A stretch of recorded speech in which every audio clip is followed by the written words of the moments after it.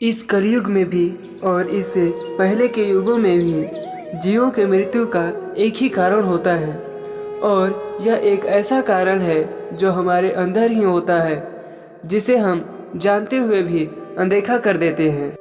इस रहस्य को हम एक कथा के माध्यम से समझते हैं। एक गांव में एक मूर्तिकार रहता था।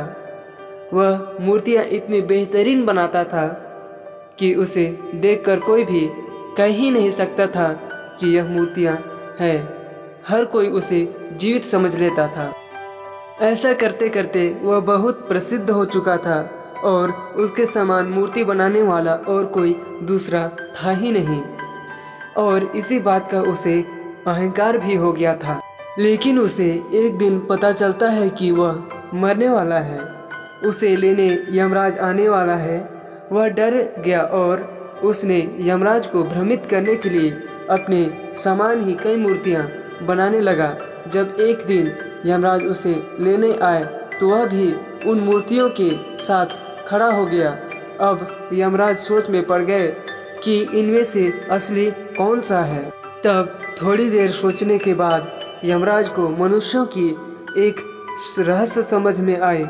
उन्होंने सभी मूर्तियों को ध्यान से देखा और अचानक एक मूर्ति के सामने जाकर रुक गए और उस मूर्ति को देखते हुए कहा, मूर्तिकार ने सभी मूर्तियां अच्छे से बनाई हैं, लेकिन इस मूर्ति में एक कमी रह गई है।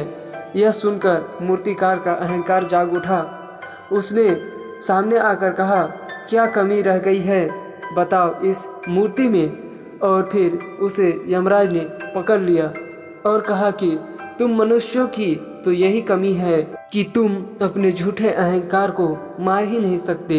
यदि तुम अपने अहंकार को नियंत्रित कर लेते तो आज मुझे ऐसे ही यमलोक जाना पड़ता, पर आज तुम्हारे अंदर बैठे अहंकार ने तुम्हें मार दिया।